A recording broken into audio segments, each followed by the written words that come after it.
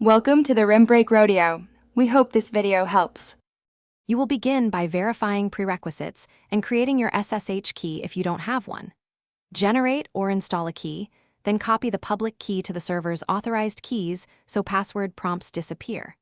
Once done, open Vscode and install the remote SSH extension. This integrates the client with the remote agent. Make sure the remote account has basic tools like Git and a runtime, because the server runs your dev environment and extensions. Now connect. Edit your SSH config with the host entry, user, and identity file so connections are repeatable and fast. From Vscode, choose Remote SSH. Connect to host. The first connection installs the remote server components. Wait until that finishes. Once connected, pick or create the project folder on the remote, open it as workspace, and enable any extension packs. Also set up port forwarding for web apps so you can preview running services locally. Finish by adopting the remote workflow.